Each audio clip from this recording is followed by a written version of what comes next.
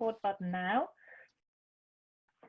So it is my pleasure now to introduce Greig Baird, who is with the FASS Co-op unit and who will talk to you about co-op and all it takes in FASS to stand out among your colleagues.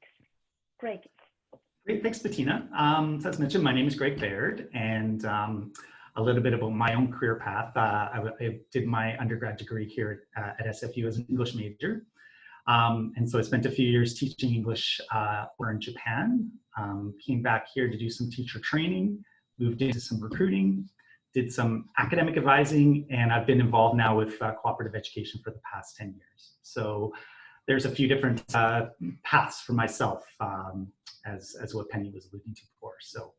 So yeah, I'm going to be talking a little bit about co-op. I'll be talking about what it is, some reasons for doing it, give you some sample organizations and roles that students have done that across various majors, the requirements, and then there'll be some time at the end for questions if you have any. So I'm just going to share my screen now. So one moment. And here we go. And so as you can see, we're actually going to start off with a little true or false quiz for you. And this again will be a poll. So this will be the one poll that I'm using. And so I'm going to start off with the first one. So true or false, co-op integrates related work experience with academic studies. So if we could pull up the poll. So this one is a true or false.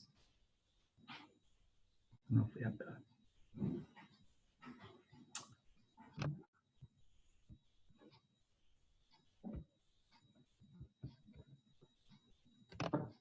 Oh, I think.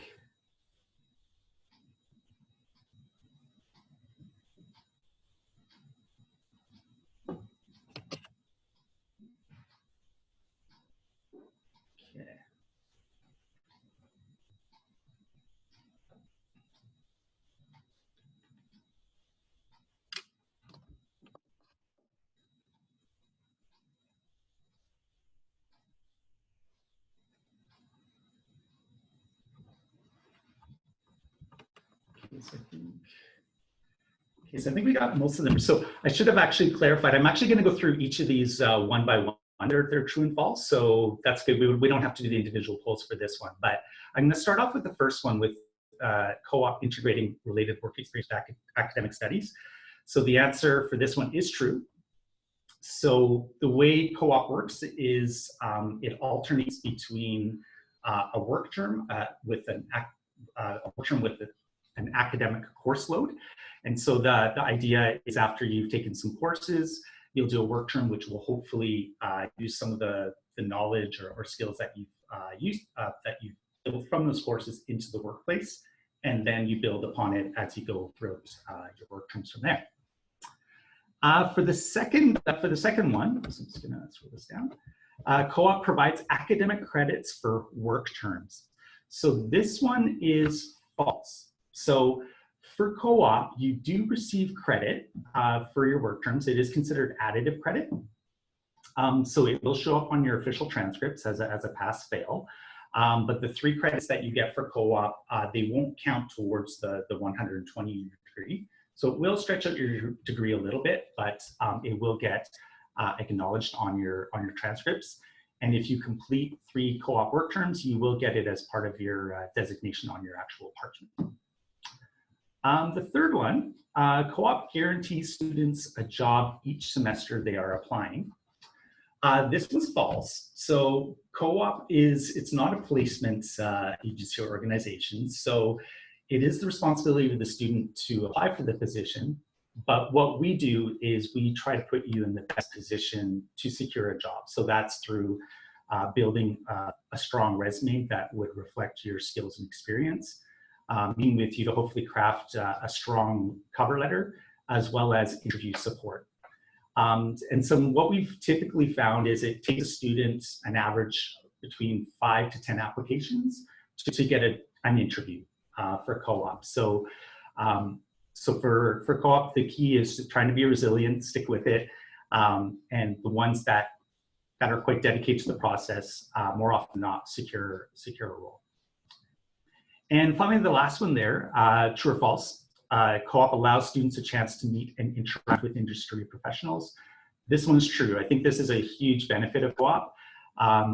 When you're in a work term, you are provided with a mentor, a supervisor, and beyond that, it's a great opportunity to create relationships with other people in the organization, whether it's from your team or outside your team, because many of these organizations, part of the reason they want to hire a co-op student is for their recruitment. So often what we do see is that students often will go back and work full-time for one of their co-op employers after they graduate.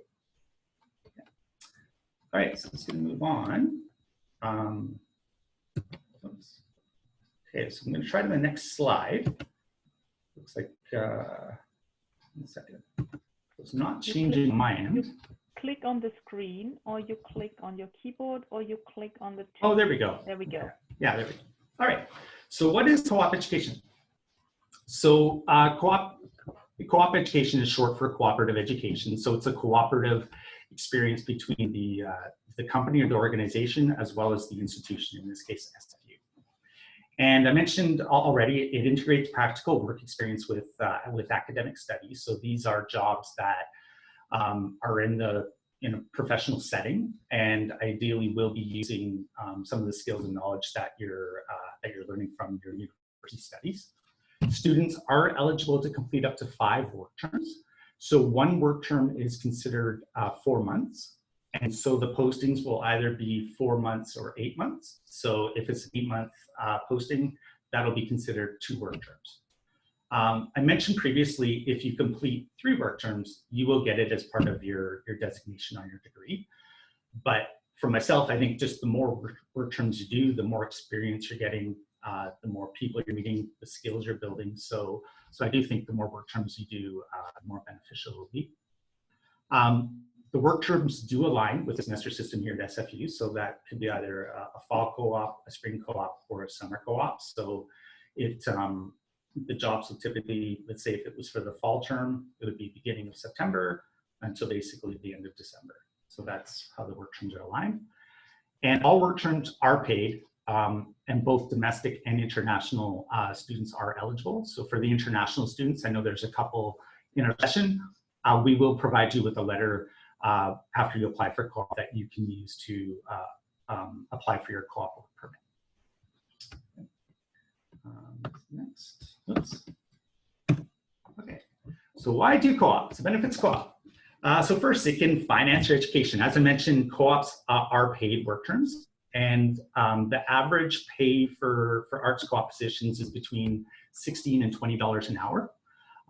There are positions that do exceed the $20 an hour. So hopefully this is not the primary reason you're thinking of doing co-op, but obviously we all know it is expensive education, and so it certainly helps when you can make some money and save some money while you're doing co-op. So these are paid work terms.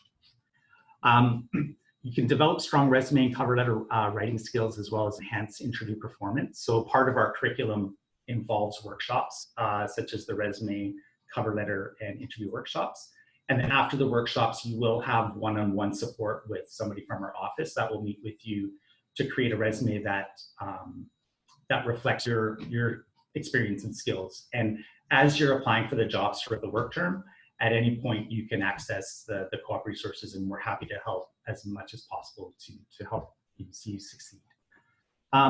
Also, hopefully the co-op will hopefully help you gain a better understanding of your coursework. Or what we often find is after a student does a work term, it might actually get them interested in potentially taking other courses, whether that's electives or even potentially switching majors. So it's a great opportunity, to get exposed to different things. I mentioned the network piece before about building the connections, and I can't emphasize that enough. I think it's an incredibly important part is to create those relationships. So even if it's an organization where you think you may not see yourself after graduation, people within that organization have other friends that might have some other leads, you know, that could help you go towards the path that you're leaning towards. And finally, it can hopefully provide more focus and direction in your studies and your future career goals. So, you know, Penny sort of pulled up one of the polls before about, you know, different majors with different jobs, but there are some students that will go in with a specific focus of a goal, and let's say once they do a co-op work term, they might totally switch gears, whether it's in the private sector, the nonprofit sector, or government. So I think the key is certainly keeping yourself open to different possibilities, and while doing co-op, having the opportunity to explore different organizations and different sectors to see what might be the best fit for yourself moving forward.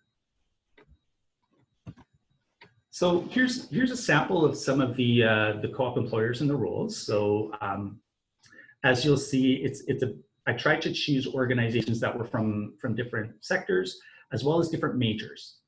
Not that a particular major will go for a particular job, but there's the government organizations. As you can see, there's publishing companies, there's museums, not-for-profit organizations. So there's quite a mix.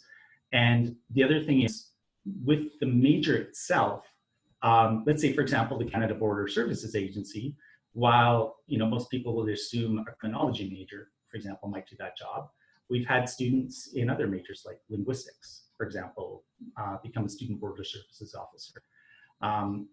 And so your major doesn't necessarily connect to a particular type of job. Often in the resume and the application, they're going to be looking at the various experiences and skills that you have. And I think that's where, when Penny was touching on, for example, volunteering, a lot of those experiences will certainly come into play in terms of getting selected for an interview. But this gives you a little bit of an idea, a small sample size of the various roles that are available, and these are organizations that regularly post with us. Okay, so the co-op requirements. So the way co-op works is it's kind of 2 semesters ahead of your intended work term. So basically what that would mean is, for the fall term, for example, if you applied to co-op this upcoming fall, it would be with the intention of working in summer 2021. So in the fall term, that's considered your preparation semester. So that's when you would do our curriculum, for example, the resume, cover letter, interview workshops I was alluding to. There's also a 2-week online course, and then the individual appointments with your co-op coordinator. So the purpose of that is making sure that you're best equipped as possible with cover letter writing skills, having a strong resume, feeling comfortable with interviews at that point. In the spring term, that's when you're actually going to be applying for the jobs. So from that entire semester, we'll be getting postings will be coming in. You'll be applying throughout. And if you're successful in securing a job during that term, you would start working in the summer. So that's what it means by applying 2 semesters ahead. So ideally, you'd want to apply before you reach 75 credits. And the reason for that is when you apply to the co-op program, it's with the intention of completing 3 work terms. And as I mentioned, it is a 2-semester in advance process. A work term could be 4 months, then you're going to go back and take some courses, then you're going to do co-op again, take some courses, do co-op again. So we just want to make sure that there's plenty of room within your degree and your timeline to be able to complete 3 co-op workers or more. I know there were some transfer students that are in the session based off one of the earlier polls. So for transfer students that are interested in doing co-op, I would encourage you to apply in your first semester because you do have some credits that are coming over. So you can certainly do that. And I would say for students who are just starting at SFU in September, I would give it a couple of semesters just so you have some courses under your belt. You can sort of dedicate, I think, the first couple of semesters to your studies to make that transition a little bit easier and then you can apply there from that point. So I'd say toward maybe the end of your first year for brand new students. But for transfer students, I would encourage right away. I mentioned the intention to complete the 3 co-op work terms. There's no penalties, there's no consequences if you don't complete the 3. It is the really important key piece is about the experience. And again, the more co-op work terms you do, the more experience you're gaining, the more skills you're building, the more people you're meeting. It helps with your savings as well. Yeah, so it's just trying to make sure that there's definitely enough room for that. And then having a GPA of 2.75 at the time of application. I did mention for transfer students recommending applying in your first semester. So obviously that would mean at the point of application, you wouldn't technically have an SFU GPA because it's your first semester, but you would know that you're a transfer student, so you would still be able to apply, even if it's your first semester at SFU. And then it would just be trying to ensure that you have a 2.75 GPA by the end of that term. And then there's the websites as the last point there to apply. So yeah, so that's pretty much an overview of co-op. And yeah, so I just wanted to see if there were any questions.